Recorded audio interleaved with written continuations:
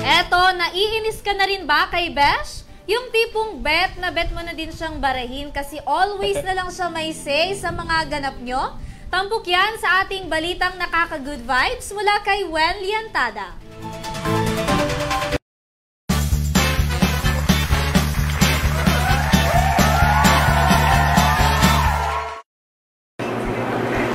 Kaway sa mga BFF kong always main character dyan, tiyak kasi na makaka-relate kayo sa hatid kong pang-good vibes.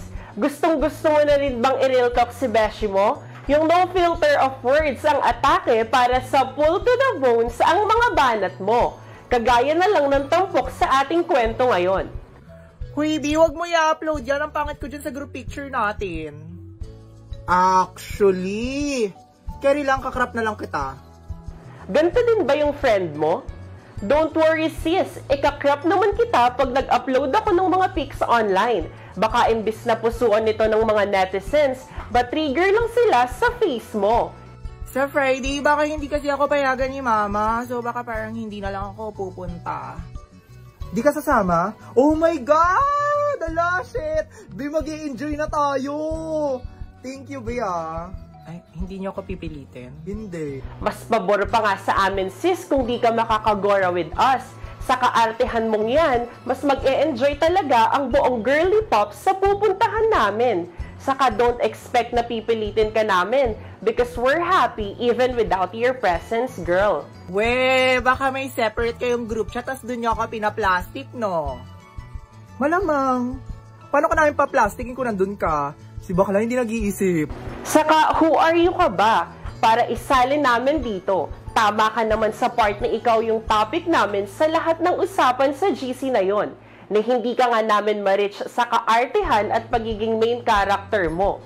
Siguro ayaw niyo sa akin kasi nakita ko yung My Day mo magkakasama kayo tas hindi niyo naman ako in-invite. Ay, Be, sorry. Okay lang, ibablock na lang kita para hindi mo makita magkakasama kami sa story ko. Done na. Talagang di ka namin ini-inform sa mga gala kasi ayaw namin sumama sa kagaya mong puro pagpapaganda at kaartehan lang ang inaatupag. I'll block you na lang para mas better para di ka na naiinggit sa mga lakad namin. All of us as a friend that we can lean on, but always remember that not everyone is your friend. Kaya dapat matuto kang makiramdam at mamili ng mga taong sasamahan. Huwag ka sa mga taong sisisihin ka pa sa kaniyang mga kasalanan. Iwas-iwas din sa mga fake friends dyan. Malaki ka na, kaya alam mo na yan. At iyan ng mga balitang maghahatid sa'yo ng labis na kasiyahan.